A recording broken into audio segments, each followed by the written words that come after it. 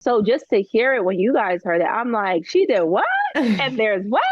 So I'm tuning in like you guys are tuning in because I'm like, what happened there? Well, I am so excited for this season of Potomac. I watched the first episode and it's so good to have you ladies back on my screen. I mean, Oh, how yay. would you say dynamics shift this season? Oh my goodness. I think dynamic shifting is like a reoccurring theme this Yeah. season. Everyone who was once friends, some of us are no longer, and people who weren't, you find yourself in budding new relationships. So I think that the viewers are in for a treat because all the dynamics are shifting. What relationship surprised you the most this season? Oh, I would say even just looking at myself, some of the individuals who I grew closer with, I was actually surprised. And I think you guys are going to enjoy that because it's a newfound friendship that you have not seen me in. So that's going to be fun to watch. Definitely. I think you said in a previous interview that all the ladies brought it this season. Yes. How would you say that they brought it and what makes this the best season of Potomac yet? I think this is the best season of Potomac because everyone brought it. And I think that the viewers are going to be on the edges of their seat for each episode.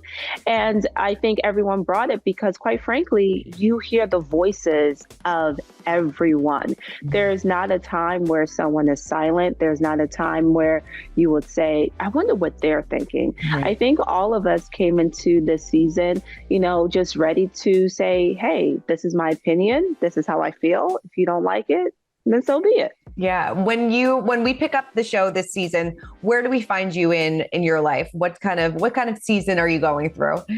Oh my goodness. What kind of season am I ever going through? But this season, I am looking at just continuing what a lot of you guys have seen me do, which is being a mom who has multiple hands in different pots, whether that's my professorship, a commentator. I have a new book, Tears of My Mother, my candle line. And then I'm even this season, you guys open up with me exploring another new opportunity and seeing how that fits into my life. But I will quickly find out that I don't have space for anything else. Yeah. And we also see you go through a health scare this season as well. Yeah. What can you kind of tease about that? And, I think there was some surgery involved. So how are you feeling now? I'm so grateful that I'm feeling so much better now, but I would advise everyone just to listen to your body. And sometimes as people, I think that in society, we have this notion to always be busy or always wanting to do something, but sometimes that's a detriment to you and to your health. So this season, you guys see me in real time going through a health scare, and just advise everyone, always listen to your body. Yeah. I mean, how has your outlook on life kind of changed since then? Have you been able to take a step back and kind of focus more on your own health and not pull yourself in so many different directions? Yeah, I think my outlook on life has been you can only accomplish what is ahead of you if you yourself are healthy. If you're not healthy, you cannot pour into anyone. I think one of my favorite quotes is, you can't pour from an empty cup. And I think sometimes as moms and as working moms, we try so hard to be everything to everyone. But first we have to be that thing to ourselves. And that's what I have learned. And I'm just trying to take each day and remember, Wendy, what have you done for yourself today?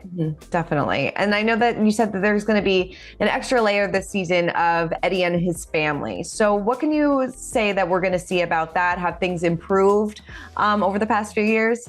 Well, you guys will have to see, but you definitely see, a sense of movement, right? Because when I first came onto the show in season 5, that was something that we addressed, was the whole rift between his family and my family and where that left us in our marriage. And this season, we really get back to that. And as we approach milestone anniversaries, we're like, well, where is the family and all of this, and what dynamic are they playing in this? So you guys get to see some of that too. Do they watch the show? They do. Yeah. Who doesn't? It's right, Potomac. It's Potomac. I mean, what do you think it is about these ladies? Because obviously Potomac is such a fan favorite, but what do you think it is about this group of women that just gel so well together and have obviously such fascinating lives? But what do you think makes this show such a fan favorite? I think that we each occupy a unique space. And by we, I mean everyone on the cast. This is an ensemble cast. And I will look at our cast and say, no two people on the cast are the same. Right. We each represent something different, and that makes us relatable to different people who watch us. Mm-hmm. And I also think that for the most part, we all try to be our authentic selves. And that's something that viewers can feel. That's palatable. You can definitely feel when something is authentic or when stories are authentic.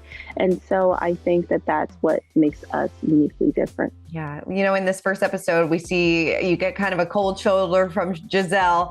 Was that surprising? Were you hoping to mend that relationship going into the season? You know what? I felt like after the reunion, you say your piece, you say what you have to say, and then you move on from there. It wasn't that I'm saying, hey, we're best friends. It was just simply being cordial because we're adults. She said horrible things about my family. I said stuff about her. But I think that we should both be adults and be able to move forward because we're still in the same friendship group. Mm-hmm. However, from the cold shoulder, you guys quickly see one person is stuck in the past while another person is moving forward. do we see the two of you move forward at all this season? Well, you have to stay tuned, but we'll see. We'll see. Based on the trailer, it seems like things did not go well between you and Mia this season. We have a drink thrown in your face. What can you kind of tease about that?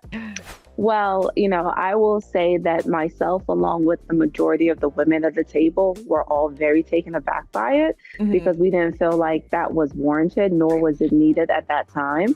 And you guys will get to see what led up to it and what the end result is. But at the end of the day, I'm the professor, honey. You can never take that away from me. So drink or no drink, I am still here. Yes. And then, we kick off the season with Ashely talking about her current relationship status with Michael and that she was wanting to go through the divorce, yet they're still buying a house together. What do you kind of make of their relationship? And if you were going through a divorce, would you be buying a house with somebody? Let me tell you something. If I was going through a divorce, I would not be buying a house with somebody. I won't live in the same block. I may not even live on the same street or the same state, but that's her, right? And that's her choice. And I think that Ashely does a good job of just being strong in the face of adversity, especially since at the end of the day, she's a mom. And for me as a mom, that's the priority. And so, it's interesting as you see everything evolve with Ashely's story. But, I think she does a really good job of keeping that peaceful home environment for her kids, which is the first and foremost. Definitely. Were you happy that she was, obviously you never want to see a family broken up and, she has two small children, but were you, I don't know if happy is the right word, but were you happy that she did decide to cut ties with Michael? Yeah, at the end of the day, I come from a divorced home. And like you said, I would never want to see children put in that, predicament. But in the same token, yeah, I think if anybody needs to get a divorce, it's Ashely. Like, girl, you can do better. Was it fun seeing single Ashely this season? Single Ashely is a kiki. And so it was very fun seeing her get back to herself, because I think Ashely's story is twofold. It's single Ashely, but also now her kids are a little bit older. So you get to see Ashely, yes, she's a mom, but the mom that is not on edge with having newborns. So she was a key. Yeah, I love it. It seems like a lot of this season does focuses on marriages and rumors of infidelity and things like that. What were these rumors about Karen maybe stepping out on Ray and having some eye candy? Did that raise eyebrows for you? Woo! It raised eyebrows for me when I heard it in the trailer, because I wasn't necessarily privy to that. Okay. So just to hear it when you guys heard it, I'm like, she did what? And there's what? So I'm tuning in like you guys are tuning in, because I'm like, what happened there? I love that. What about Gizelle possibly dating Peter Thomas? I spoke to Rob and she said not true, but do you think that they would make a good match? Yeah. I don't know. At the end of the day, if that's who she wants to be with, then so be it. But yeah, I don't care. Yeah, it seems like maybe you and Charisse, do you guys hit it off at all this season? You know what? I do like Cherie. She came in and she definitely added a new element to the group. And there were some moments where we butted heads, but overall, I like her. I think that she definitely shook things up, literally and figuratively. Does she? And it seems like she and Karen kind of go at it this season too. Yes, absolutely. Her and Karen together was oil and water. Seems like it. And then what do you make of Robin giving Juan a prenup, after all this time? Do you think that was warranted? Would you have done that? Because it seems like he's taken a little bit by surprise by it.